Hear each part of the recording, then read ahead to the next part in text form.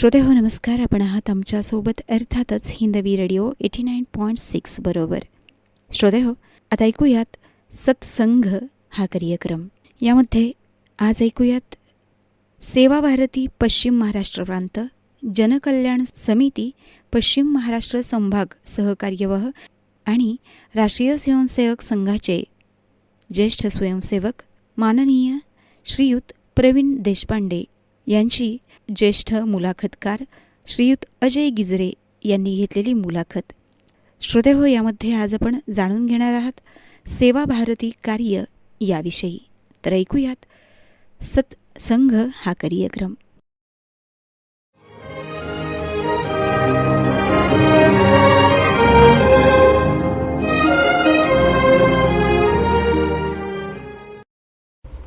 श्रोते, राष्ट्रीय स्वयंसेवक संघाचं शताब्दी वर्ष साजरं करत असताना संघाच्या माध्यमातून त्याच्या विचारसरणीमधून उभ्या राहिलेल्या अनेकविध परिसंस्थांचा परिचय करून घेणं अधिक उपयुक्त ठरेल आणि याच प्रयत्नातून सेवा भारतीच्या स्थापनेविषयी कार्याविषयी आज आपण थोडं जाणून घेणार आहोत. हा सर्व परिचय करून देण्याच्या दृष्टीनं आपण आमंत्रित केलेला आहे सेवा भारतीचे महाराष्ट्र प्रांताचे सहकार्यवाह श्रीयुत प्रवीण देशपांडे यांना. प्रवीण देशपांडे यांचा थोडक्यात परिचय द्यायचा तर अगदी लहान वयापासून संघाच्या संस्कारातच त्यांची जडणघडण झाली आहे असं म्हटलं तर वावगं ठरणार नाही. मूळचे सातारचेच असलेले प्रवीण देशपांडे पूर्वीच्या युनायटेड वेस्टर्न बँकेमध्ये आताची IDBIमध्ये कार्यरत असताना देखील विविध पदांवर कार्य करत संघामध्ये त्यांनी अनेक महत्त्वाच्या जबाबदाऱ्यांमध्ये योगदान दिलेलं आहे प्रचारकसह. तर प्रवीण देशपांडे सर, ही सारी माहिती जाणून घेण्यासाठी आम्ही उत्सुक आहोत. आपलं स्टुडिओमध्ये मनपूर्वक स्वागत आहे. धन्यवाद. मुळात सेवा भारतीची स्थापना आणि त्यामागचा उद्देश या संदर्भात थोडंसं जाणून घ्यायला सुरुवातीला आवडेल. नक्कीच. राष्ट्रीय स्वयंसेवक संघाच्या जनकल्याण समितीची निर्मिती मुळातच आपत्कालीन परिस्थितीत निवारण्यासाठी म्हणून करण्यात आली. त्या अगोदर संघ सेवा क्षेत्रामध्ये काम करत होता का, तर काम करत होताच. मला आठवते सातारा जिल्ह्याचे पूर्वीचे सामान्य संघचालक रामभाऊ गिजरे कराडला जे होते ते 1967 साली ज्या वेळेला कोयनानगरचा भूकंप झाला त्यावेळेचा प्रसंग त्यांनी मला सांगितलेला आज आठवतोय. त्यावेळेला दामोण्णा दाते हे आपल्या या संघाचे या विभागाचे विभाग प्रचारक होते. नेमके त्या दिवशी ते त्या कोयनानगरमध्ये च्या भूकंप ज्या झाला त्यावेळेला ते कराडमध्येच होते. पहाटे कोयनानगरचा भूकंप झाला आणि सगळीकडं हळकल्लोळ उडाला, अनेक लोक मृत्युमुखी पडले. त्यावेळेला ही जेव्हा बातमी कराडमध्ये कळली त्यावेळेला दामोण्णा दाते, अण्णा गिजरे हे सगळेजण सायकलवरून, कारण त्यावेळेला तर काही स्कूटर नव्हती, त्यावेळेला सायकलवरून हे सर्वजण अनेक कार्यकर्ते कोयनानगरच्या त्या भूकंपग्रस्त भागातील लोकांना सगळ्यांना तातडीची मदत करण्यासाठी म्हणून गेले. म्हणजे काय तर हा सेवाभाव, हा संघाचा सेवाभाव हा तेव्हा त्याच्याही अगोदर 1973च्याही अगोदरपासनं चालू होता. 1973ला महाराष्ट्रामध्ये खूप मोठा दुष्काळ पडला. दुष्काळाचं वर्णन करताना त्यावेळचे त्या एक लोककवी होते हरेंद्र जाधव म्हणून जे होते, त्यांनी ते वर्णन करताना त्याच्यात लिहिलं, नावं काढू नको तांदूळाचे. कारण त्यावेळेला तांदूळ तर मिळत नव्हताच. सुकडी म्हणून त्यावेळेचं जे अन्न होतं की जे अन्न अमेरिकेमध्ये लाल गहू जो असतो तो लाल गहू, त्या सुकडी नावाचं ते अन्न अमेरिकेमध्ये प्राण्यांना खायला घालायचे. असं अन्न, सुकडी हे अन्न त्यावेळेला आपल्या इथले ही लोक या दुष्काळामध्ये खात होती. त्यावेळेला या हरेंद्र जाधवांनी जी कविता केलेली आहे त्या कवितेत त्या दुष्काळाचं वर्णन त्याच्यामध्ये त्यांनी दिलेलं आहे. किती प्रचंड दुष्काळ पडलेला होता. तर नावं काढू नको तांदूळाचे, केले मोदक लाल गव्हाचे. लाल हाल ओळख साऱ्या घरांचे, हाल ओळख साऱ्या घरांचे, दिन येतील कारे सुखाचे. देवा जाणुनी गोड मानुनी, देवा जाणुनी गोड मानुनी, द्यावा आशीर्वाद आता, बाप्पा मोरया रे, बाप्पा मोरया रे. गणपती त्यावेळेला नेमके ते लाल गहू आपल्याकडे होते. त्यामुळं इतका प्रचंड दुष्काळ त्यावेळेला पडलेला असताना राष्ट्रीय स्वयंसेवक संघाच्या जनकल्याण समिती, त्यावेळेला जनकल्याण समिती नव्हती, त्यावेळेला दुष्काळ विमोचन समिती म्हणून संघानं स्थापन केली होती. म्हणजे संघाचाच एक तो भाग होता, संघाचाच भाग होता. इतर उपशाखा असा काही विषय नव्हता. त्या कारण त्यावेळेला काही सेवा क्षेत्रात चालवणारी वेगळी संघटना अशी काही नव्हती. त्यामुळे त्या वेळेला दुष्काळ विमोचन समिती म्हणून संघानं स्थापन केली. आणि या दुष्काळ विमोचन समितीच्या माध्यमातून सेवा कार्य म्हणून सुरू झालं. मग ही सेवा समिती म्हणजे जनकल्याणची कुठेतरी पॅरेंट ऑर्गनायझेशन म्हणायला हरकत नाही त्यावेळेची, कारण त्यावेळेला जनकल्याण समिती नाव दिलं नव्हतं. 1972ची गोष्ट ही. पण असं ज्यावेळेला वरिष्ठ कार्यकर्त्यांच्या सगळ्यांच्या लक्षात यायला लागलं की अशा पद्धतीचे पूरग्रस्त परिस्थिती, आपदग्रस्त परिस्थिती अशी वारंवार निर्माण होती आहे, तर आणि त्यावेळेला संघ स्वयंसेवक आपले सेवाभाव जागृत होऊन काम करतच आहेत. तर अशा वेळेला अशाच सेवा क्षेत्रात काम करणारी एखादी संघटना जर उभी झाली आणि एखादी संघटना त्यांच्या माध्यमातूनच आपण जर हे काम केलं तर अधिक उपयोगी होईल असा विचार करून वरिष्ठ कार्यकर्त्यांनी त्यावेळेला विचार केला आणि जनकल्याण समितीची त्यावेळेला 1973 साली राष्ट्रीय स्वयंसेवक संघ जनकल्याण समिती म्हणून स्थापन केली. पण आता मला विचारायचा मुद्दा असा प्रवीणजी की मुळात संघामध्ये सेवाभाव आहे आणि सगळे जे काही हे आहे त्याच्यामधले स्वयंसेवक आहेत त्यांचा परिघही एवढा मोठा आहे, ठिकठिकाणी ते कामं स्वतः स्वयंशिस्तीनं करत असतात. तर मग अशा वेगळ्या संस्थेची गरज का पडावी, म्हणजे एखादी संस्था स्थापन करावी असं का, त्याच्यामागचा उद्देश असं? तर या 1973 9 फेब्रुवारी 1973ला हे राष्ट्रीय स्वयंसेवक संघ जनकल्याण समितीची सेवा च्या माध्यमातून सेवा कार्यास सुरुवात केली. समितीचे मोठे 9 प्रकल्प आज रोजी आणि 3 रक्तपेढ्या त्याच्यामध्ये, नंतर लातूरमधील संवेदना प्रकल्प, निवासी विद्यालय, भारत माता मंदिर, मुंबईमधील माता बाल आहार पोषक योजना, पुणे येथील सेवा भवन, अशा पद्धतीची 9 मोठी केंद्र ही राष्ट्रीय स्वयंसेवक संघ जनकल्याण समिती चालवत होते. आणि त्याच्याचबरोबर छोटी सेवा कार्य आणि मध्यम सेवा कार्य, म्हणजे ज्याच्यामध्ये आपण म्हणतो शिक्षण आयाम, आरोग्य आयाम, त्याच्यानंतर सामाजिक आयाम, स्वावलंबन, अशा पद्धतीच्या सर्व प्रकारच्या आयामांच्या दृष्टिकोनातून काम करत असलेल्या सर्व सेवा कार्य ही सर्व त्यावेळेला राष्ट्रीय स्वयंसेवक संघ जनकल्याण समिती त्यावेळेला बघत होती. अशी एकंदर 1800 सेवा कार्य त्यावेळेला आणि हे 9 मोठे प्रकल्प त्यावेळेला बघितले जात होते. हे आत्ताची गोष्ट आहे. पण त्याच्या अगोदर ज्यावेळेला 1989मध्ये दिल्लीला स्टेडियमवर त्यावेळेचे पूर्वीचे असलेले सरसंघचालक पूजनीय बाळासाहेब देवरस यांनी त्यावेळेला सांगितलं की अशा पद्धतीची सेवा कार्य ही जरी तरी चालत असली तरी सेवा वस्तीमध्ये सेवा कार्य सुरू झाली पाहिजेत आणि अशी किमान 5000 सेवा कार्य तरी आपली याच्यात यंदाच्या वर्षी डॉक्टर हेडगेवार जन्मशताब्दी निमित्तानं आपण सुरू करूया असं जेव्हा कार्यकर्त्यांसमोर विषय मांडला त्याला सर्व कार्यकर्त्यांनी तो उचलून धरला आणि एका वर्षभरामध्ये त्या काळामध्ये 5000 सेवा कार्य सेवा प्रकल्प हे जाऊन हे काम करायचं सेवा वस्तीमध्ये नंतर आपण सुरुवात केली. त्यावेळेला सेवा कार्य सुरू करणे हाच अपेक्षित होता विषय, कारण सेवा वस्ती हा विषय आपण नंतर आत्ता अलीकडच्या काळामध्ये सुरू केला. पण त्यावेळेला आपण सेवा वस्तीमध्ये सेवा कार्य चालू करणं एवढंच अभिप्रेत होतं आणि अशा माध्यमातून अनेक सेवा कार्य मग त्यावेळेला सुरू झाली.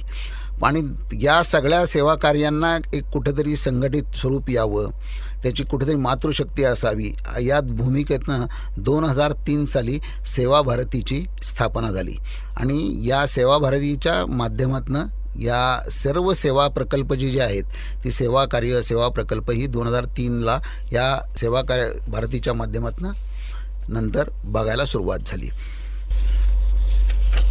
नाही मग हा जर सगळा विषय असेल तर मग असे म्हटल्याप्रमाणे की संघामध्ये एवढे स्वयंसेवक आहेत, सगळे स्वयंशिस्त आहेत आणि सेवाभाव हा तर त्याच्यामध्ये रुजलेलाच आहे, तो त्याचा मूळ उद्देश आहे. तर मग परत वेगळी संस्था स्थापून त्याद्वारे काम करावं हा उद्देश का राहिला परत, म्हणजे हे कशासाठी? दैनंदिन कामामध्ये संघाचं योगदान जे आहे ते संघ कार्यकर्ता निर्मिती करणं हे आहे. आणि त्याचबरोबर सेवा कार्यकर्त्यांच्यामध्ये सेवाभाव जागृत करून सेवेसाठी लोकांना तत्पर करणं किंवा समाजासाठी या लोकांना सामाजिक काम करण्यासाठी त्यांना प्रवृत्त करणं. थोडक्यात कार्यकर्ता निर्माण हे संघाचं मेन काम आहे. त्याची जी विचारसरणी आहे ती घडवण्याचं काम ते काम आहे ते संघ करतं. त्यामुळं या संघाच्या ह्याच्यामध्ये जरी संघाचं सेवाभाव जागृत करण्याचं काम असलं तरी तो प्रत्यक्ष उतरवण्याचं जे काम आहे ते सेवा भारती करते. म्हणजे थोडक्यात सांगायला हरकत नाही तर इनसाइड द बिल्डिंग आणि आउटसाइड द बिल्डिंग असे जे दोन प्रकार आहेत ते प्रकार यामध्ये आहेत. संघाचं जे काम आहे ते आउटसाइड द बिल्डिंगचं काम आहे आणि सेवा भारतीचं जे काम आहे ते इनसाइड बिल्डिंगचं काम आहे. एक उदाहरण तेवढ्यासाठी मी मुद्दामन जरा सांगावं असं वाटतं मला. मी एकदा बैठकीला सुरतमध्ये गेलो होतो.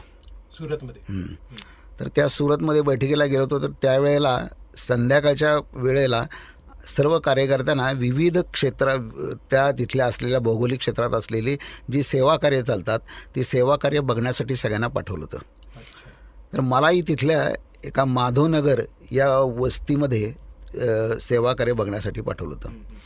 ही माधवनगर जी वस्ती आहे ती बौद्ध वस्ती आहे. तिथं त्या वस्तीमध्ये आपलं एक संस्कार वर्ग चालतो. त्याच भागामध्ये एक माधवनगर प्रभात शाखा म्हणून लागते. तर या प्रभात शाखेमध्ये तिथल्या स्वयंसेवकांनी तिथल्या वस्तीमध्ये जाऊन वेगवेगळे उपक्रम करून दैनंदिन काही दिनक्रम असतील किंवा दिनविशेष असतील तर ते करून त्या वस्तीतल्या लोकांच्यामध्ये काय आवश्यकता आहे याची खात्री करून घेतली. आणि लक्षात आलं की तिथं या मुलांना एक प्रकारचा संस्कार करणं किंवा संस्कार वर्ग चालवणं फार आवश्यक आहे. हे तिथल्या संघाच्या प्रभात शाखेच्या कार्यकर्त्यांनी केलं. नंतर तिथं वारंवार दर 1-2 महिन्यानंतर आठवड्यानं जाऊन तिथं तो वर्ग सुरू केला. आणि जसा तो वर्ग सुरू झाला की त्याच्यानंतर ते सेवा भारतीच्या कार्यकर्त्यांच्याकडे तो हस्तांतर करून सेवा भारतीच्या माध्यमातून तो वर्ग तिथं नंतर सुरू झाला. कारण कुठलाही कार्यक्रम करायचा म्हणला, वर्ग सुरू करायचा म्हणला, उपक्रम चालू करायचा म्हणला तर त्याला पैशाची आवश्यकता बसते. नंतर त्याचबरोबर रजिस्ट्रेशन हे ते असे अन्य सरकारी विषयसुद्धा करावे लागतात. त्यामुळे त्या विषयामध्ये असे केल्यानंतर त्यांनी ते सेवा भारतीच्या नावानं त्यांनी नंतर सुरू केलं. मग हे सगळं करत असताना याच्यामध्ये प्रत्यक्ष जनकल्याण समितीचा किंवा राष्ट्रीय स्वयंसेवक संघाचा प्रत्यक्ष सहभाग या निर्णयांमध्ये कार्यप्रणालीमध्ये कितपत असतो रोजच्या दैनंदिन याच्यामध्ये? नाही, तसं म्हटलं तर दैनंदिन कामामध्ये जनकल्याण समितीचा किंवा राष्ट्रीय स्वयंसेवक संघाचा असा प्रत्यक्ष सहभाग दररोज काही नसतो.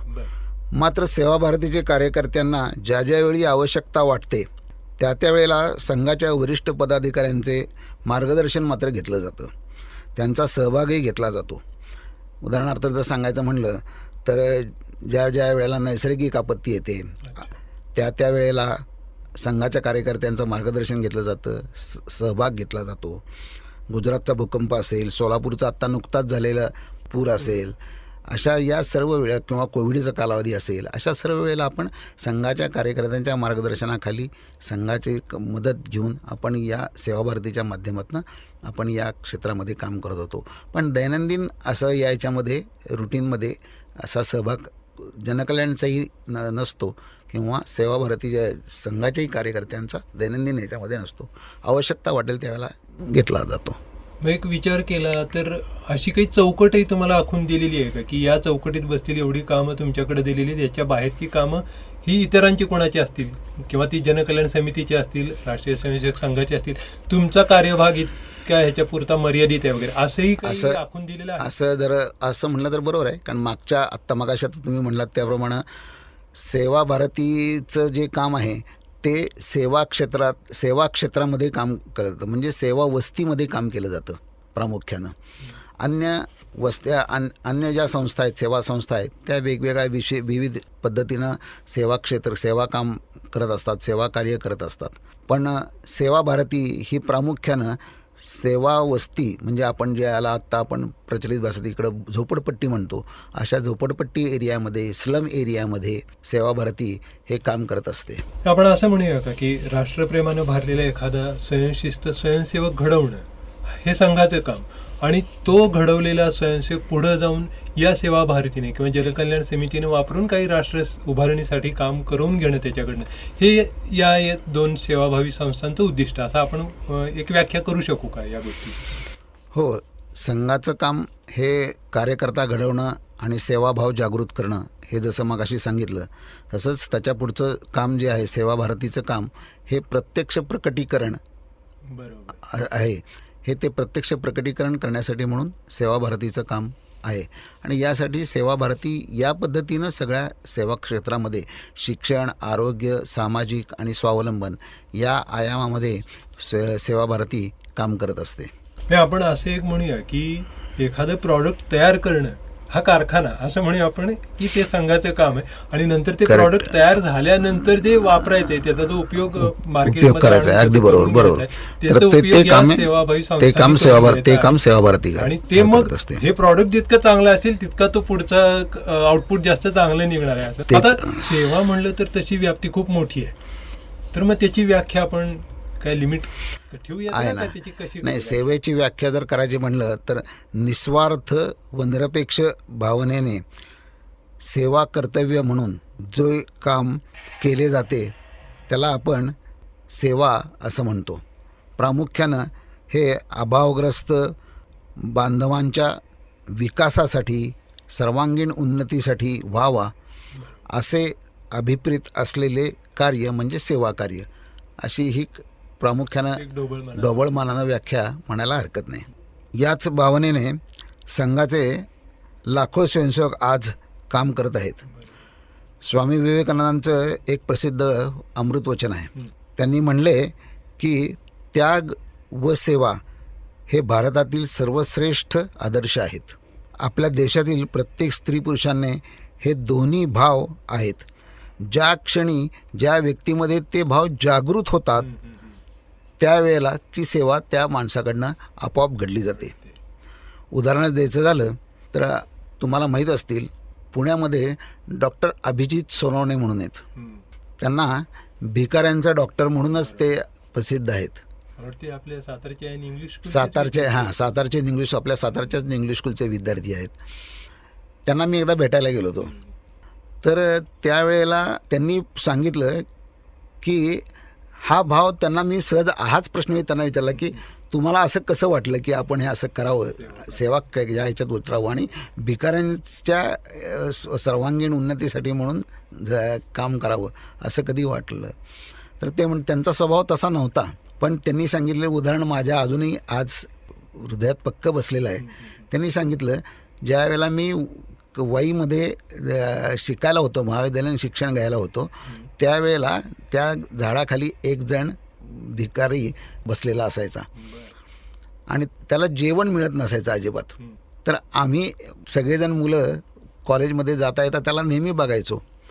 तर एकदा मला असं वाटलं की त्याला आपण जेवण द्यावं, म्हणून माझ्यातला डबा मी त्याला दिला आणि त्याला इतका आनंद झाला. आणि त्यावेळेचा त्याच्या चेहऱ्यावरचा जो भाव होता, आनंद होता, आनंदी भाव, तो माझ्या हृदयात इतका पक्का बसला म्हणला की त्याच्यानंतर मी त्याला दररोज माझ्यातल्या डब्यातला निम्मा डबा द्यायला लागलो. तर एक दिवस असा आला की घरात भाकरी किंवा 2 पोळ्याच्या ऐवजी डबल डबा कसा काय नेतो, हा जेव्हा घरात विचारलं गेलं त्यावेळेला त्या घरात त्यांनी आईला सांगितले की असं असं देतो म्हणून मी. आणि त्याच्यानंतर त्याला अनेक बाकी मग त्याच्याबद्दल त्यावेळेला त्यांना खूप त्रासही झाला, पण तो सर्व त्रास सहन करून त्यांनी नंतर ते ठरवलं की आपण याच हिच्यासाठी काम करायचं, भिकाऱ्यांच्या लोकांसाठीच काम करायचं. नंतर ते पुढं कोल्हापूरला शिकायला गेले. त्याच्यानंतरही असे बरेच प्रसंग घडले त्यांच्या जीवनामध्ये. पण एक आदर्श म्हणतात ना, त्या पद्धतीचं आदर्श जगणं त्यांनी आज करून दाखवलं आणि त्या विषयात त्यांनी आज सेवा क्षेत्रामध्ये खूप मोठी कामगिरी केलेली आहे. केवळ एक प्रसंग असा कुठेतरी येतो की तो प्रसंग संपूर्ण आपल्या जीवनाला कलाटणी देतो. असाच ठिणगीच असती अशी प्रकारची, पण येतो तो असं एक. असाच दुसरा एक प्रसंग आहे. शिरूरमध्ये राणीताई चोरे म्हणून आहेत, त्यांचा आकांक्षा फाउंडेशन म्हणून एक प्रकल्प आहे. तो प्रकल्प मी पाहायला गेलो होतो. तर तो प्रकल्प पाहताना त्यांची जी कहाणी वाचली, ती कहाणी ऐकून मी अक्षरशः सरदर्द झालो. त्यांना वयाच्या 21व्या वर्षी मुलगी झाली. ती मुलगी त्याच्यानंतर आजारी पडली आणि त्याच्यानंतर तिला असा एक असाध्य रोग झाला की बोलणं अशक्य, म्हणजे तिला तिची वाढ कमी व्हायला लागली, मेंदूची वाढ कमी व्हायला लागली, शारीरिक वाढ कमी व्हायला लागली. तर त्यांनी स्वतःची मुलगी याच्यातनं बरी होणार नाही तरीसुद्धा अशा पद्धतीच्या जर काही कोणी अन्य रुग्ण असतील किंवा मुलं असतील, मुली असतील, तर त्यांच्यासाठी मला काहीतरी काम केलं पाहिजे, ही भावना जागृत ठेवून ससूनमध्ये कोविडच्या कालावधीमध्ये 2 वर्ष जाऊन येऊन त्यांनी त्याचं शिक्षण घेतलं, परिचारिकाचं शिक्षण घेतलं, त्याला वाढवण्याचं शिक्षण घेतलं, कशा पद्धती विशिष्ट मुलांसाठीचं. आणि त्याच्यानंतर त्यांनी त्या आज परिसरामध्ये जवळजवळ 30 ते 35 मुलांचा सांभाळ केलेला आहे. दुर्दैवानं आताच 15 मार्च आत्ता परवा झालं, दुर्दैवानं 15 मार्चच्या दिवशीच त्या फाउंडेशनचा वर्धापन दिन असताना त्यांची मुलगी त्यांच्यासमोर गेली. एवढं मोठं ते दुःख पचवूनसुद्धा ती आज या आकांक्षा फाउंडेशनच्या माध्यमातून खूप मोठं काम करते आहे. अशा पद्धतीचे जे प्रसंग असतात ते प्रसंग कुठंतरी त्या एक मनाला चटका देऊन जातात आणि त्यामुळे ती व्यक्ती किंवा ती व्यक्तीच्या माध्यमातून अन्य कार्यकर्ते लोक प्रेरणा घेऊन काम करायला सुरुवात करतात. अर्थात कसं स्वतःची कळी उमलत नाही हे दिसत असताना सुद्धा इतर फुलं फुलवण्यासाठी त्या ताईंनी घेतलेला तो रस म्हणजे हे अवर्णनीयच आहे. खूपच. म्हणून म्हटलं की मग ही सेवेची व्याप्ती खूप मोठी आहे. मग तुम्हाला अशी काही लिमिट्स आहेत का की सेवा भारतीतर्फे आपण काय पद्धतीनं सेवा द्यायची आहे असं काही आपण म्हणूया का? यातून काही अपेक्षित साध्य आहे का? परत म्हणजे शेवटी आपण एखादं काम करतो तेव्हा कुठेतरी अंतिम उद्दिष्ट काहीतरी त्यासाठी ठेवतो आणि मग त्या कार्याला हात घालतो. तर असंही काय आहे का या सेवेतून आपल्यालाही काही सेवा करताना सेवेच्या विरुद्ध हे खरं तर होतंय, पण नाही, आपण संस्था म्हणून काम करतो. ज्यावेळेला आपण सेवा संस्था म्हणून काम करत असतो त्यावेळेला 2 गोष्टींची आवश्यकता असते. एक तर आर्थिकही आवश्यकता असते आणि त्याच्याचबरोबर दुसरी कार्यकर्त्यांची आवश्यकता असते. माझ्या मनात लाख आहे सेवा करावी, मी व्यक्तिशः काही 4 गोष्टी करू शकतो, पण जर मला आज मोठा काही सेवा कार्य करायचं असेल तर त्याला अनेक जणांची जोड असावी लागते. त्यामुळं सेवा भारतीचं हे उद्दिष्टच आहे की सेवा देत असताना सेवित कार्यकर्ता तयार करणं, सेवित कार्यकर्त्यांच्या मधून सेवा परिवर्तन करणं, म्हणजे ती वस्ती परिवर्तन करणं आणि त्याच्यातून समाज परिवर्तन करणं, हे ठेवून सेवित कार्यकर्ता आणि सेवा परिवर्तन अशा 4 मुद्द्यांच्यावर आधारावर सेवा भारती आज काम करत आहे. म्हणजे एक विचार केला तर एक तर त्या माणसाकडून आधी त्या माणसासाठी काम करायचंय, त्याची सेवा करायची आहे आणि त्यातूनच तो घडलेला जो सेवाव्रती आहे असं त्याला बनवून त्याच्याकडनं काम करून घ्यायचं. आता हे काम कुठून सुरू करायचं, कुठं करायचं, याचं स्वरूप काय किंवा किती ठेवायचं, हे असं कोण आणि कसं ठरवता? म्हणजे सगळे हे काम जेव्हा करत असतो त्यावेळेला एक प्रांत स्तरावर जशी सेवा भारती राष्ट्रीय स्तरावर राष्ट्रीय सेवा भारती हे काम करते आणि प्रत्येक प्रांतात सेवा भारतीचे वेगवेगळ्या NGO आहे. ही एक प्रकारची NGOच आहे, नॉन गव्हर्नमेंट ऑर्गनायझेशन. त्यामुळे प्रत्येक प्रांताच्या वेगवेगळ्या नावानं पण सेवा भारतीच्या नावानं असलेले या सगळ्या NGO आहेत आणि या सगळ्या NGO या राष्ट्रीय सेवा भारतीशी संलग्न अशा सेवा संस्था आहेत. याच्यामध्ये राष्ट्रीय सेवा भारतीचं जे काम आहे ते राष्ट्रीय सेवा भारतीचं काम आहे ते अध्ययन, त्याच्यानंतर प्रशिक्षण, सामाजिक आणि स्वावलंबन या 4 गोष्टीमध्ये राष्ट्रीय सेवा भारती काम करत असते. आणि प्रांत स्तरावर हे जे काम आहे ते काम आरोग्य, शिक्षण, सामाजिक आणि स्वावलंबन या 4च्या माध्यमातून जवळजवळ 70 ते 75 प्रकारची सेवा कार्य आहेत. ही सेवा कार्य सेवा भारती ही करत असते. तर याच्यामध्ये प्रामुख्यानं जेव्हा विचार केला जातो त्यावेळेला 2 प्रकारचे सेवा कार्य सेवा भारती आज काम करते. एक तत्कालीन सेवा आणि निरंतर सेवा. तात्कालिक सेवा म्हणजे जेव्हा पूर येतो, आपदा येते, आपत्कालीन म्हणतो त्याला ती तात्कालीन सेवा कारण असते. माझा विचारण्याचा रोग तोच होता की कारणच काय प्रत्येक वेळेलाच काय आपत्कालीन परिस्थिती निर्माण नसते. होते असं नाही, पण मग हे काम तर सतत चालू झालं पाहिजे. त्यामुळं ज्यावेळेला आपत्कालीन परिस्थिती येते त्यावेळेला सेवा भारती लगेच धावून जातेच. पण ज्या वेळेला आपत्कालीन परिस्थिती नसते त्यावेळेला सुद्धा निरंतर सेवा हे सेवा भारतीच्या माध्यमातून चालू असते. ते सर्वव्यापी आणि सर्वस्पर्शी काम असावं अशा दृष्टिकोनातून त्याची रचना केलेली असते. म्हणजे उदाहरणार्थ वंचित, पीडित, अभावग्रस्त आणि उपेक्षित अशा असलेल्या बांधवांसाठी या सेवावस्तींमध्ये काम केलं जातं. वंचित म्हणजे परंपरागत जे सेवा वस्तीमध्ये ज्यांना सन्मान मिळत नाही आहे अशा वंचित असलेल्या लोकांसाठी. अभावग्रस्त म्हणजे जे आर्थिकदृष्ट्या दुर्बळ आहेत, नंतर निम्न वर्गातले आहेत अशा अभावग्रस्त असतील. उपेक्षित म्हणजे घुमंतू, भटके विमुक्त, किन्नर समाज, त्याच्यानंतर रेड लाईट एरिया अशा याच्यामध्ये जे लोक राहत असतात त्यांच्यासाठी, उपेक्षित असलेल्या लोकांसाठी. आणि पीडित जे आपदग्रस्त किंवा पूरग्रस्त याच्यामध्ये जे काही पीडित लोक असतील त्यांच्यासाठी. अशा 4 माध्यमातनं सर्व भौगोलिक क्षेत्रामध्ये हे सेवाभारती हे काम करत असतं. त्याच्याचबरोबर शहरालगतच्या झोपडवस्ती आणि दुर्गम भागातल्या वस्त्या याच्यामध्ये प्रामुख्यानं सेवाभारती काम करतं. पण हे सेवाभारती काम करत असताना जसं मागाशी आता सांगितलं तसं राष्ट्रीय सेवाभारतीचं काम हे अध्ययन, प्रशिक्षण अशा पद्धतीचं आहे. पण सेवाभारतीचं काम हे सेवा क्षेत्रात काम करणाऱ्या ज्या सर्व संघटना आहेत, संघाच्या माध्यमातून चाललेल्या एकंदर 52 सेवा संघटना आहेत. सेवा सहयोग आहे, नंतर सेवा आरोग्य फाउंडेशन आहे, अशा अनेक संघटना आहेत. आपल्या इथलं सातारची राष्ट्रसेवा संवर्धन संस्था आहे.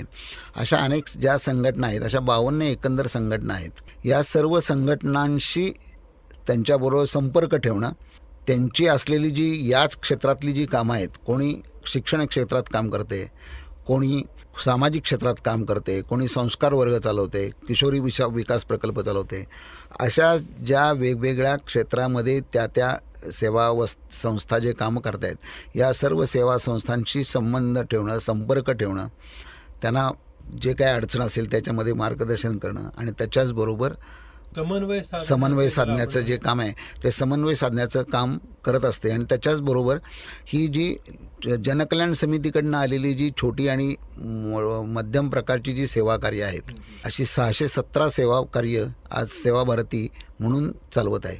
अशा सर्व पद्धतीचं काम हे सेवाभारती करत असते.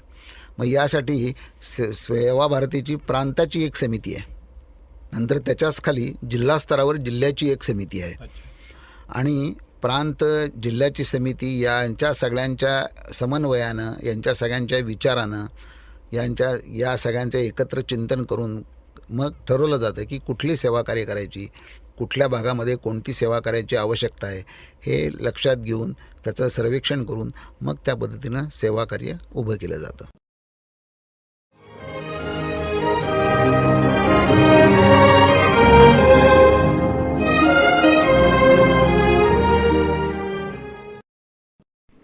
श्रोतेहो, आत्ताच आपण आनंद घेतलात सत्संग या कार्यक्रमाचा. तर ऐकत रहा हिंदवी रेडिओ 89.6 मैत्र जीवांचे.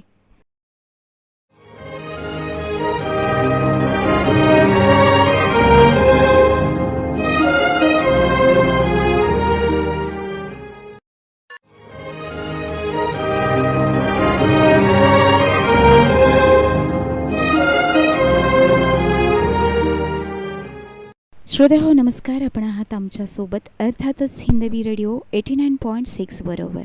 श्रोतेहो, आता ऐकूयात सत्संग हा कार्यक्रम.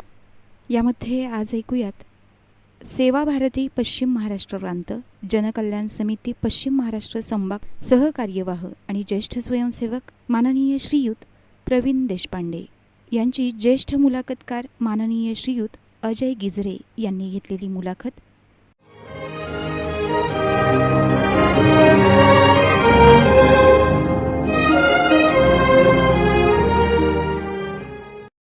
आता हे काम तसं विचार केला तर मोठं आहे, तर साहजिकच या सगळ्याला मग निधीची आवश्यकता आहे.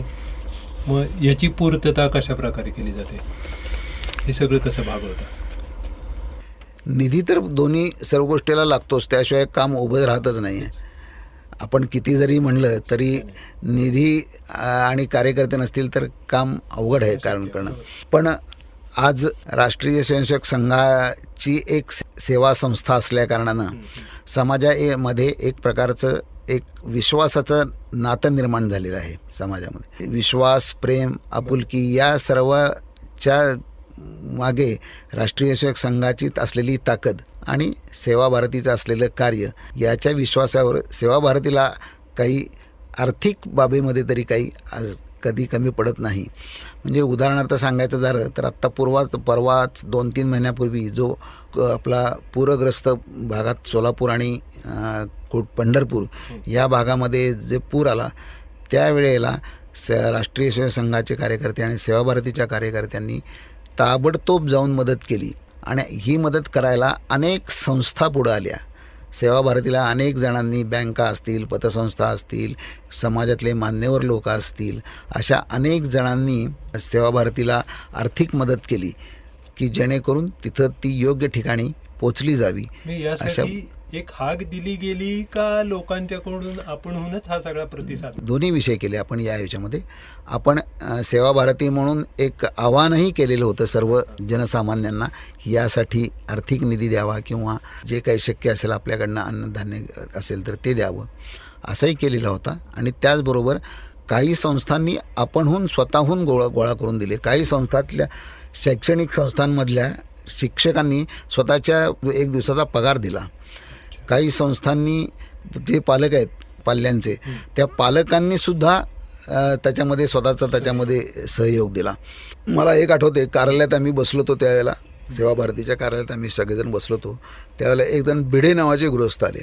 ते असंच कार्यालय शोधत आले आणि ते आल्यानंतर वय वर्ष जवळजवळ 80-85 वय, उन्हाची तरी लागली 12-12:30ची वेळ, आणि कार्यालय शोधत आला. आणि ते म्हणले, तुमचं हे सेवा भारतीचं कार्यालय आहे का? तर हो म्हणल्यानंतर मग पाणी बिणी पिऊन दिल्यानंतर म्हणलं काय काय काम होतं म्हणून विचारल्यानंतर ते म्हणले, काही काम नाही, मी हा चेक द्यायला तुम्हाला आलेलो आहे. तर कशासाठी म्हणून विचारलं तर ते म्हणले, तुमची जी सेवा कार्य चाललेली असतात, ह्या सेवा कार्यासाठी माझी छोटीशी एक मदत म्हणून मी हा चेक द्यायला आलेला आहे. तो 5 लाखाचा चेक त्यांनी त्यावेळेला माझ्याकडे त्यांनी सुपूर्द केला. त्यावेळेला अशा पद्धतीचे स्वतःहून आणून देणारे सुद्धा आमच्यावर प्रेम, सेवा भारतीच्या कामावर, सेवा भारतीच्या कार्यावर प्रेम असणारे असे अनेक जण आहेत. जसे मोठे आहेत तसे अनेक छोटी लोकही, अनेक अन्य लोकही आहेत. नाशिकमधल्या आमच्या एका कार्यकर्त्याच्या घरी आमचा एक निधी संकलन पंधरवडा असतो वर्षामध्ये, निधी गोळा करण्यासाठी म्हणून. तर निधी संकलन पंधरवडा चालू होता. तर त्यावेळेला आमच्या नाशिकमधल्या एका कार्यकर्ते 2-3 त्यांच्या ओळखीच्या लोकांना सेवा भारतीची माहिती सांगत होती आणि की ह्या अशी निधी, सेवा भारतीची माहिती आहे, असं आहे, तर तुम्ही यासाठी निधी द्या, आम्हाला निधीची आवश्यकता असते, असे ते सांगत होते. तर हे त्यांच्या घरात काम करणारी जी गृहकर्मी होती, ताई जी होती बाई, तर त्यांनी ते ऐकलं, मावशीने ते ऐकलं आणि त्यांनी विचारले की ताई तुम्ही हे कशासाठी करताय, असं विचारल्यानंतर त्यांनी सांगितलं नंतर की नाही, असा एक सेवा भारती म्हणून असं एक काम चालतं, त्याच्या माध्यमातून असे म्हणजे प्रकल्प चालतात, सेवा कार्य चालतात, अशी सेवा भारतीची सगळी माहिती दिली आणि त्यासाठी आम्ही निधी लागतो आम्हाला, म्हणून निधी गोळा करतो आहे. त्या ताईने सांगितलं, ताई तुमच्याकडं 10,000 रुपये आहेत का म्हणले आत्ता? तर तिला काही लक्षात येईना एकदम. तर ती म्हणली कशाला पाहिजेत? नाही म्हणली, 10,000 रुपयाची माझी एक पावती तुम्ही याची फाडा आणि माझ्या पगारातनं दर महिन्याला 1,000 रुपये याच्यातनं तुम्ही काटून घ्या आणि माझ्यातर्फे म्हणून 10,000 रुपये तुम्ही ह्या सेवा भारतीला देणगी म्हणून द्या. माणूस छोटा असला तरी विचार मोठा. अशा पद्धतीचे सुद्धा माणसं आज आपल्याला बघायला मिळतात. म्हणजे मोठी देणगी देणारेही आहेत आणि ज्यांचं आपल्या हातावरचं पोट असलेली जी असली लोक आहेत, की अशा दैनंदिन जो काही आपलं व्यवहार चाललेला आहे त्याच्यातनं सुद्धा पैसे बाजूला ठेवून सेवाभारतीसाठी देणगी देणारे असे अनेक जण आहेत. त्यामुळे सेवाभारतीचं काम या सगळ्या लोकांच्या जीवावर मोठ्या प्रमाणात चालू आहे. फुलने फुलाची पाकळी देऊन पण हा संस्कार त्याच्यामध्ये चालू रुजतो आहे. हे खूप त्याच्या मागचं मोठं चालू आहे. गणित आहे. इतर संस्थांद्वारे पण असे अनेक उपक्रम राबवले जातात, सेवाभावी कार्य केली जातात. मग सेवा भारतीचं काम आणि ह्या इतर संस्थांचं काम असं आपण काही वेगळं ठरवू शकतो? वेगळे पण आहे त्याच्यामध्ये? आहे. इतर संस्थांचंही काम जे आहे ते याच पद्धतीचं असतं. कोणी शिक्षण क्षेत्रात काम करतं, कोणी आरोग्य क्षेत्रामध्ये काम करतं, कोणी सामाजिक क्षेत्रामध्ये काम करतं. आता शिक्षण क्षेत्रात काम करा म्हणलं तर संस्कार वर्ग जसे सेवाभारती चालवते तसे अन्यही सेवाभारती लोक संस्कार वर्ग चालवतात, किशोरी विकास प्रकल्प चालवतात, त्याच्यानंतर अन्नपूर्णा योजना चालवते. असे अनेक प्रकल्प जसे सेवाभारती चालवते तसे अन्य सेवा संस्थासुद्धा चालवतात. काही जण तर अन्य स्वतःच्या वैयक्तिक स्तरावर सुद्धा सेवा कार्य करणारे अनेक जण आहेत. या सगळ्यांचं कोऑर्डिनेशन करण्याचं काम सेवाभारती करत असते, किंवा त्यांना त्यांचं काम त्यांच्या पद्धतीनं चालू असतंच. पण त्यांना जर काही काम मदत लागणार असेल तर सेवाभारती या सगळ्या कामामध्ये त्यांच्याबरोबर त्यांच्या पाठीशी नेहमीच उभे असते. जसे सेवाभारतीची कामाची आवश्यकता आहे तसं समाजामध्ये आज सेवावस्तीमध्ये जर विचार केला तर आज लक्षात असं येतं की देशातले 25 कोटी लोक आजही रात्रीचं जेवण, एक दिवसाचं जेवण जेवू शकत नाहीत, अशी आज स्थिती आहे. एक वेळ उपाशी राहतात. तर अशी लोक जी आहेत या लोकांसाठी सुद्धा काम करणं तितकंच महत्त्वाचं असल्याकारणानं या सगळ्या सेवाभारतीबरोबर या सर्व क्षेत्रांशी सुद्धा सेवाभारती संबंध ठेवून असते आणि त्यांना सगळ्यांना बरोबर घेऊन सेवा क्षेत्रामध्ये काम करण्याचा प्रयत्न करत असते. याचबरोबर अशा संस्थांना एक प्लॅटफॉर्म उपलब्ध करून देण्याचं कामसुद्धा सेवाभारती करत असते. मुंबईमध्ये ॲडव्होकेट विजय जाधव म्हणून आहेत. त्यांची एक संघटना जी आहे त्या संघटनेचं काम काय तर अशा ज्या बांद्रा कुर्ला, दादर अशा ज्या याची मोठी स्टेशन्स आहेत रेल्वेची, त्या ठिकाणी घरातनं पळून आलेली मुलं येऊन तिथं थांबलेली असतात किंवा पळून जातच असतात. तर अशी मुलं हुडकणं आणि त्या लोकांना मदत करणं किंवा त्या लोकांना घर वापसी करणं असं काम हे त्यांचं फाउंडेशन करत असते, त्यांची संस्था करत असते. तर अशांना प्लॅटफॉर्म उपलब्ध करून देणं अशा पद्धतीचं काम सेवाभारतीसुद्धा करत असते. प्रवीण देशपांडेजी, मगाशी तुम्ही उल्लेख केला की सेवाभारती ही पण एक NGOच आहे. समाजामध्ये आपण बघतो की खूपशा NGOज काम करत असतात, वेगवेगळ्या उपक्रमांमध्ये कार्यरत असतात. तर मग सेवा भारती ही पण जर एक NGO असेल तर मग अन्य NGOज आणि सेवा भारती याच्यातही आपण काही फरक आहे असं म्हणायचं का? सेवाभारती ही एक NGOच आहे. NGO म्हणूनच काम करत असते.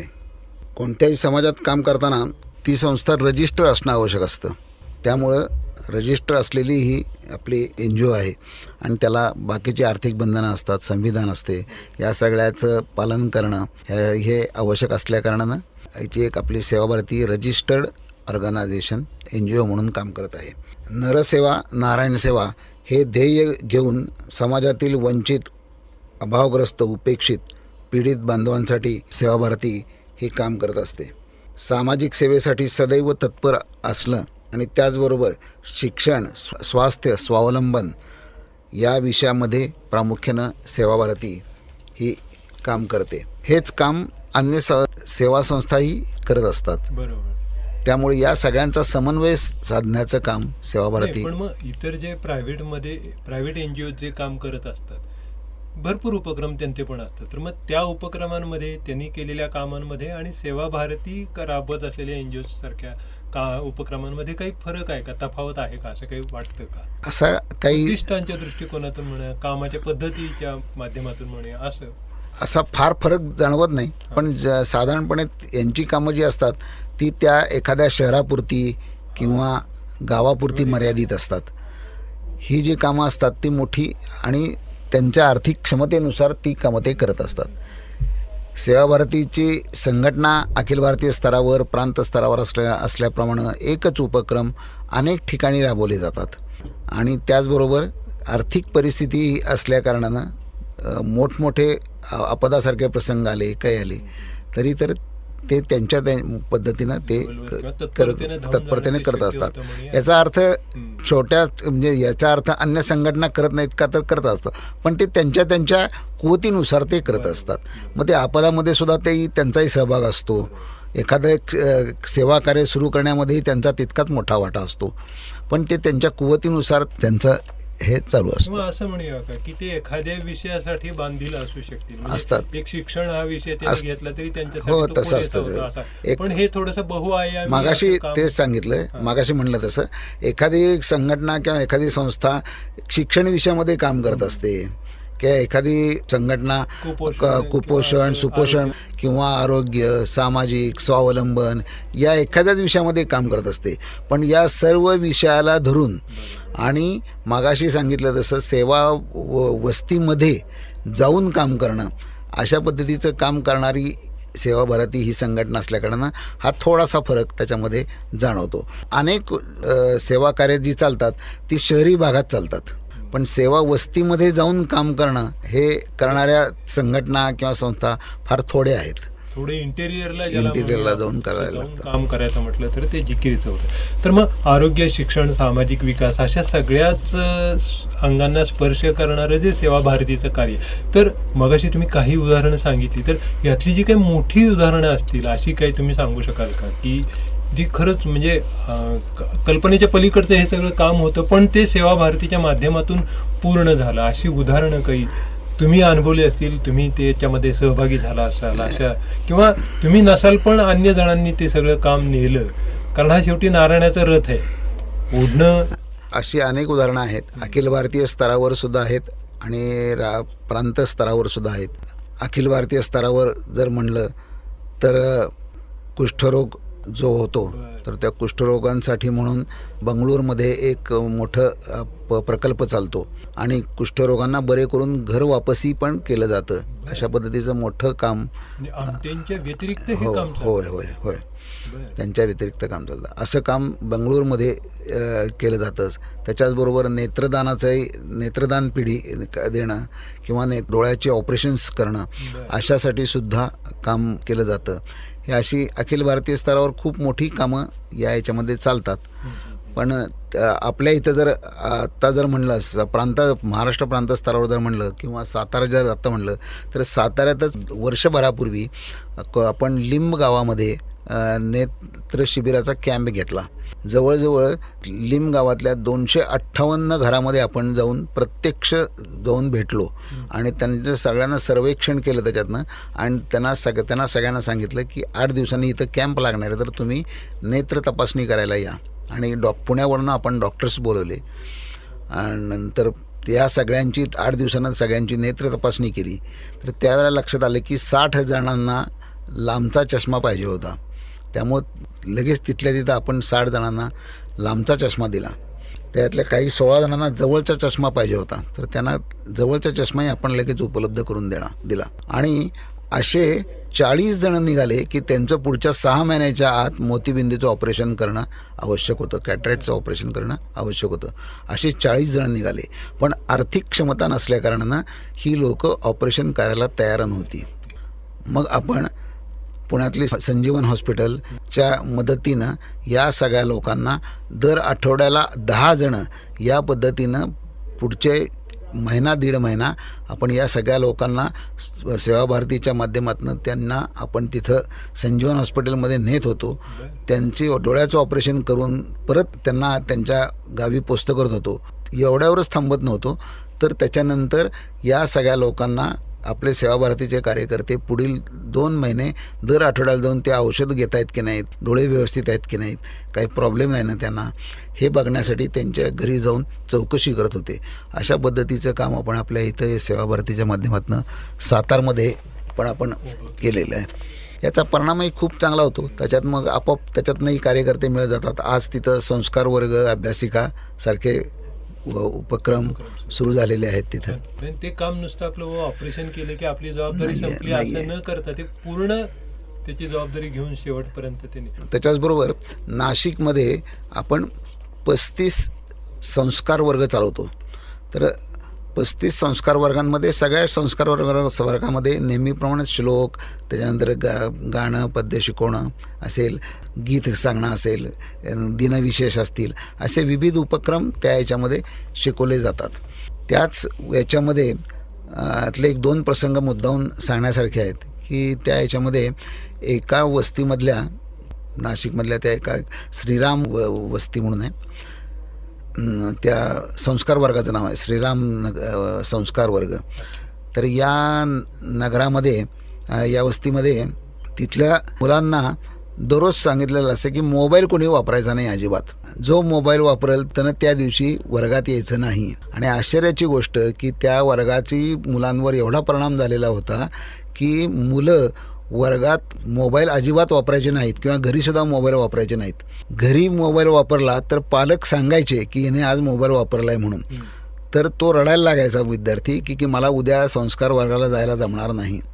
आणि आज त्या वस्तीमध्येली मुलं कोणीही मोबाईल वापरत नाहीत की जे आज आपण बघतोय प्रत्येक घराघरामध्ये सगळेजण घरात मोबाईल घेऊन बसलेले असतात सगळेजण. अशी परिस्थिती असताना अशा या छोट्याशा संस्कार वर्गाच्या माध्यमातून आज त्या वस्तीमध्ये लहान मुलं कोणी एकही जण मोबाईल वापरत नाही. केवढा मोठा बदल आपण त्यातनं घडवला. तसंच दुसरं एक उदाहरण, त्याच वस्तीतलं दुसरं उदाहरण असं आहे की त्या वर्गात येणारी छोटीशी मुलगी होती. घरात संस्कार वर्गात शिकवल्याप्रमाणे घरी गेल्यानंतर मोठ्या आई वडिलांना नमस्कार करणं, मोठ्या माणसांना नमस्कार करणं, देवाचा परवाचा म्हणणं, अभ्यास करणं, अशा पद्धतीचं शिक्षण संस्कार वर्गात आपण देत असतो. ती जी मुलगी होती ती घरी गेल्यानंतर ती दररोज तिच्या आईला वडिलांना नमस्कार करायची. वडील संध्याकाळी दारू पिऊन आलेले असायचे, ते त्या मनस्थितीत नसायचे आणि ही काय दररोज येऊन मला नमस्कार करते म्हणून तिला हिडीस करायचे. संध्याकाळी जेवायला बसायच्या वेळेला हे सगळ्यांना एकत्र येऊन भोजनाचा मंत्र म्हणून जेवायचं ही मुलगी एकटीच करायची. कालांतरानं अशी स्थिती निर्माण झाली की वडिलांच्या लक्षात आलं की अरे ही मुलगी एकटीच दररोज, मी इतकं तिला हिडीस करतो तरीसुद्धा ही मुलगी मला येते, दररोज नमस्कार करते मला आणि जेवायच्या वेळेला भोजन मंत्र म्हणते एकटी आणि मग जेवायला सुरुवात करते. हे जेवायला तिच्या घरातल्या सगळ्या, तिच्या भावाला, आईला, सगळ्यांना ते जाणवायला लागलं, तिच्या वडिलांना जाणवायला लागलं. त्यावेळेला वडिलांची दारू हळूहळू आपोआप सुटली. कारण जी मुलगी मला स्वतःला नमस्कार करते त्या नमस्कार करण्याच्या लायकीचा मी आहे का, ही मानसिकता ज्यावेळेला त्या वडिलांच्या मनामध्ये निर्माण झाली त्यावेळेला मनातनं परिवर्तनाला सुरुवात झाली. आणि एक दिवस असा आला की त्यांची दारू तर सुटलीच, पण त्याबरोबर संध्याकाळी सगळेजण एकत्र जेवायला बसून तिनं सांगितलेला श्लोक तिच्या पाठीमागनं म्हणून आज त्या घरामध्ये सर्वजण ते भोजनाचा मंत्र म्हणून मग जेवायला बसतात. अशा पद्धतीचं एक परिवर्तन जे म्हणतो आपण की सेवित कार्यकर्त्यामधनं परिवर्तन, अशा पद्धतीची जी एक धाटणी ठेवून काम करते, सेवावर्ती करते, त्याचा तो मूळ गाभा आहे किंवा ते मूळ स्वरूप आहे असं मला वाटतं. मला वाटते मोबाईलचा तर किस्सा ऐकल्यावर लोक म्हणतील तीच कॉपी जरा इकडे पण इकडे राबवली तर फार बरं. नाही, अशी घरोघरी परिस्थिती आहे. असे अनेक प्रसंग खूप आहेत त्याच्यामध्ये. एका वस्तीमध्ये मुलगा बरेच दिवस संस्कार वर्गात आला नाही म्हणून स्वाभाविकपणे तिथली जी ताई आहे ती ताई तिथल्या आपल्या सेवा भारतीच्या काही कार्यकर्त्यांना घेऊन तिच्या घरी गेली. तर एक छोटीशी झोपडपट्टी व झोपडीवाजा घर, त्या झोपडीवाजा घरामध्ये तो मुलगा अंथरुणावर पडलेला होता आणि आई तिथंच होती. तर चौकशी केल्यानंतर तो ताई आजारी असल्याचं कळलं म्हणून त्याला औषध पाणी तिथल्या आपल्या कार्यकर्त्यांनी आणून दिलं आणि चौकशी केली तर घरात लक्षात आलं की यांच्या घरात आत्ता कमवणारच कोणी नाही आहे. म्हणून तिथल्या कार्यकर्त्यांनी त्याच्या आईला आपल्या ओळखीनं एका सोन्याचं जे दुकान होतं त्या दुकानात त्यांना झाडलोट करायला ठेवलं. काही दिवसांनी बरेच दिवस गेले त्याच्यापुढं काही दिवसांनी त्या याच्यामध्ये एकदा झाडलोट करता करता तिला तिथं सोन्याचे दागिना सापडला. तो दागिना सापडला तर तो तिनं काउंटरपाशी नेऊन त्यांच्या त्या याच्यात संध्याकाळला द्याला, कारण सकाळी येतात सगळेजण, दुकान 11 वाजता उघडली, ही सकाळीच येऊन झाडलोट करायची. तर ते चाललेलं होतं. तर ही आली आणि ते दागिना तिने त्या याच्यामध्ये ठेवून दिला ड्रॉवरमध्ये. थोड्या वेळानंतर तो घरात दुकानाचा मालक आल्यानंतर त्या मालकाने विचारलं की हे कोणी आणलं, तर ती म्हटली मला झाडलोट करताना सापडलं. तर त्यांनी विचारल्यानंतर ते स्वाभाविकपणे त्यांनी प्रश्न विचारला, तुला नाही का असं वाटलं की हे आपल्याकडेच ठेवून घ्यावं म्हणून?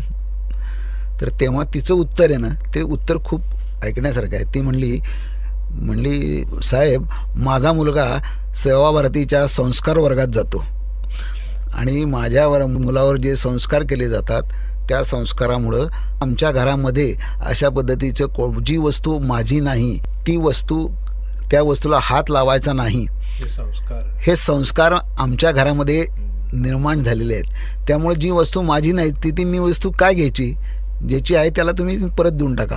हा जो संस्कार आहे, संस्कार वर्गामधलं घडलेला जो संस्कार आहे किंवा परिवर्तन आहे, ते खूप मोठं आहे असं मला वाटतं. याच्यात थोडंसं वेळेची मर्यादा लक्षात घेता आपण आता विचारायचा हा भाग आहे की प्रांत कार्यवाह, सहप्रांत कार्यवाह म्हणून आपल्याकडे जबाबदारी आहे. तर या माध्यमातून निश्चित तुमची जबाबदारी काय आणि त्या ह्याच्यातून कुठले प्रश्न तुम्ही हाताळता वगैरे हे थोडंसं ऐकूया आणि शेवटच्या प्रश्नाकडे जाऊया आपण. प्रांत सहकार्यवाह म्हणजे प्रामुख्यानं प्रांत कार्यवाह जो असतो त्याला सर्व ह्याच्यात सहाय्यभूत होणं किंवा त्याला मदत करणं हे प्रामुख्यानं प्रांत सहकार्यवाहाचं काम असतं. त्यामुळे प्रांत सहकार्यवाहाची जी कामं असतात त्याच्यातलीच त्याला मदतनीस म्हणून असल्याकारणाने तीच कामं आपण प्रांत सहकार्यवाहाची म्हणून मी करत असतो.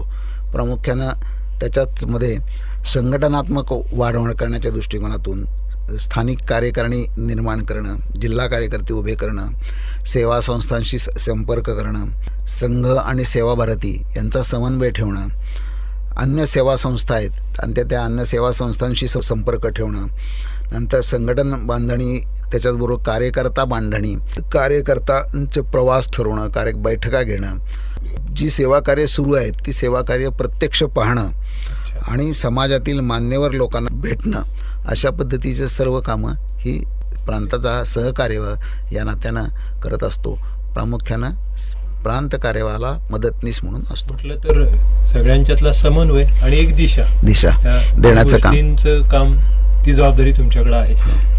कळीचा मुद्दा म्हणजे या सगळ्यामध्ये महिलांचा सहभाग, महिलांसाठी काम, हाही एक थोडासा मुद्दा महत्त्वाचा आहे. तर तेही थोडं ऐकूयात. सेवाभारतीमध्ये मातृशक्तीचाही स्वाभाविकपणे सहभाग असतोच. कारण मातृशक्तीचं एक वैशिष्ट्य असं असते की मातृशक्ती ही प्रेम, आपुलकी, माया यांचा हा स्थायी स्वभाव असतो. हे त्रिगुण प्रत्येक मातृशक्तीमध्ये असतातच. त्यामुळे या मातृशक्तीचाही उपयोग आपण सेवाभारतीमध्ये करून घेत असतो. आणि दुसरी गोष्ट, ग्राउंड लेवलवर येऊन काम करण्याची मानसिकता ही जनरली या महिला वर्गात असल्याकारणानं आपण त्यांचा उपयोग करून घेतच असतो किंवा त्यांचाही सहभाग आपल्या ह्याच्यामध्ये असतो. प्रामुख्याने सेवाभारतीमध्ये स्वावलंबन आयाम जो आहे, बचत गट आहेत, शिलाई केंद्र चालवणं हे विषय, नंतर व्यवसाय मार्गदर्शन करणे, नंतर मेहंदी प्रशिक्षण देणे, यासाठी आपण स्वावलंबन आयामासाठी आपण महिलांचा उपयोग करतो. त्यानंतर वैभवश्री म्हणून एक प्रकार आहे किंवा एक आयाम आहे आमचा, की बचत गटाच्या पुढचा प्रकार, की बचत गटाच्यामध्ये महिन्यातनं एकदा सगळेजण एकत्र येतात. पण वैभवश्री या याच्यामध्ये बचत गटाबरोबर या वैभवश्रीतल्या ज्या महिला असतात त्या आठवड्यातनं एकदा एकत्र येतात आणि सामाजिक आवश्यकता असलेले काय उपक्रम आपल्याला या बचत गटाच्या माध्यमातून करता येतील, समाजाला काय आवश्यक आहे याचा विचार, याचं चिंतन या माध्यमातून केलं जातं आणि तशी कृती या वैभवश्रीच्या माध्यमातून केली जाते. तर असे वैभवश्रीच्यासाठी सुद्धा महिलांचा सहभाग आपण खूप घेत असतो. त्याच्याचबरोबर किशोरी विकास प्रकल्प आहेत, वयात येणाऱ्या ज्या मुली आहेत त्यांच्यासाठी समुपदेशन करणं, त्यांचं आरोग्य, त्यांचं करिअर, या सगळ्या याच्यासाठी किशोरी विकास प्रकल्प जो चालतो त्या किशोरी विकास प्रकल्पासाठी सुद्धा महिलांचा सहभाग आपण त्याच्यामध्ये घेत असतो. आणि संस्कार वर्ग तर आहेच, मगाशी आत्ता सांगितलेली ही त्रिसूत्री हे जे आहे ते अधिक महिलांच्या याच्यातच असते, कारण लहान मुलांना किंवा मुलींना अधिक पटकन जवळ करणं किंवा त्यांना आत्मीयता दाखवण्याचं काम महिला वर्गातच अधिक असल्या कारणानं संस्कार वर्गात तर सर्व पद्धतीने या महिलांचा सहभाग असतो. तर या मुलाखतीच्या समारोपामध्ये एकूण समाजाकडून आता तुमची काय अपेक्षा आहे, जाता जाता काय सांगू शकाल? यंदाचं वर्ष हे संघ शताब्दी वर्ष आहे. सर्व सेवा वस्तीमध्ये सेवा कार्य सुरू करणं हे आत्ताचं यंदाचं पहिलं आमचं ध्येय आहे. तर त्याचबरोबर त्याप्रमाणे त्याची आमची कार्यवाही पण आत्ता सेवा भारती म्हणून 617 सेवा वस्त्यांमध्ये जरी सेवा कार्य चालू असले तरी अन्य अनेक अशा वस्त्या आहेत की मग त्यामध्ये अजून पोचलेलोही नाही. तर सर्व सेवा वस्त्यांमध्ये, प्रांतातल्या सर्व सेवा वस्त्यांमध्ये कुठला ना कुठला तरी प्रकल्प म्हणजे शिक्षण, आरोग्य, सामाजिक स्वावलंबन या विषयांच्या अंतर्गत असलेले जे काही प्रकल्प आहेत, सेवा कार्य आहेत, ते कुठलं तरी एक सेवा कार्य प्रत्येक वस्तीमध्ये चालू करावं हे आता यंदाच्या आमची संघाच्या शताब्दीच्या निमित्तानं आम्ही ठरवलेलं आहे आणि त्या पद्धतीने त्याची कृती चालू आहे. दुसरा एक मगाशी विषय सांगितला त्याप्रमाणे किन्नर समाज जो आहे, किन्नर समाजातल्या अडचणी असतील किंवा मतिमंद मुलांच्या अडचणी असतील, अशा मतिमंद मुलांसाठी काम करणाऱ्या संस्था फार कमी आहेत, किन्नर समाजासाठी काम करणाऱ्या संस्था फार कमी आहेत. तर अशा समाजामध्ये अशा याच्यासाठी अधिक काम करणं आणि सुपोषित भारत च्या माध्यमातून महिला वर्ग आणि लहान बालके असतील यांच्यासाठी आरोग्यविषयक काम करणं असा आमचा यापुढं अधिक त्याच्यामध्ये फोकस सेवा भारतीचा राहणार आहे. महत्त्वाचं म्हणजे सेवा परमो धर्मा म्हणतो किंवा नरसेवा हीच नारायण सेवा असा आपण मंत्र आपण म्हणत असतो. तर या मंत्राला अनुसरूनच प्रत्येकजण हा संवेदन प्रधान असतोच, पण या संवेदन प्रधान परमेश्वराला हजारो हात असले तरी परमेश्वर काय सर्व ठिकाणी जाऊ शकत नाही किंवा तो त्या मनुष्याच्या माध्यमातूनच तो काम करत असतो किंवा सर्वांना सेवा देत असतो. तर या काही वेळेला काय होते की या माणसाला सुद्धा कधीकधी सेवेनंतर अहंकार निर्माण होतो आणि मी काहीतरी सेवाभाव करतोय किंवा मी तरी सेवा करतोय असा अहंकार निर्माण होतो आणि तो अहंकार रहित किंवा अहंकार होऊ नये यासाठी प्रयत्न करणे आणि त्यासाठी असा कार्यकर्ता तयार करणं याचं काम जे आहे ते काम सेवा भारती करते आहे आणि त्याच्या माध्यमातून सेवा कार्य आज करते आहे. तर तुम्ही ज्या एकूणच अपेक्षा व्यक्त केलेल्या आहेत, पुढची दिशा ठरवलेली आहे, त्यासाठी हजारो हात त्या हाताला मिळतील अशी आपण आशा करूयात. आणि एकूणच जी काही सेवाभाव जो काही आहे, सेवा भारतीने जपलेली त्या माध्यमातून जी उभी केलेली कामं आहेत ती तुम्ही आज श्रोत्यांसमोर मांडली. खरं तर सेवा हा छोटा शब्द असला तरी त्याची व्याप्ती जी काही आहे, त्याची सखोलता जी काही आहे ती खूप तुम्ही साधारण आज श्रोत्यांना समजावून दिली, तुमचं काम समजावून सांगितलं. आपण आलात या स्टुडिओमध्ये, ही सगळी माहिती दिलीत, श्रोत्यांशी बोललात, त्याबद्दल मी आपल्याला धन्यवाद देतो. धन्यवाद. सेवा भारतीची माहिती देण्याची संधी दिलीत त्याबद्दल मी आपला सर्वांचा आभारी आहे. धन्यवाद.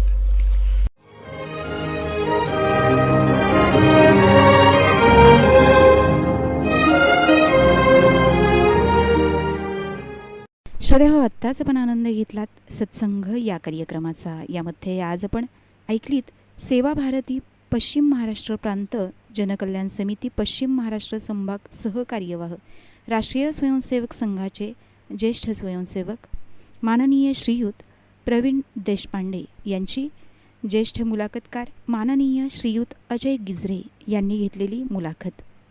तर पुन्हा भेटूयात सत्संगच्या पुढील भागात. तोपर्यंत नमस्कार.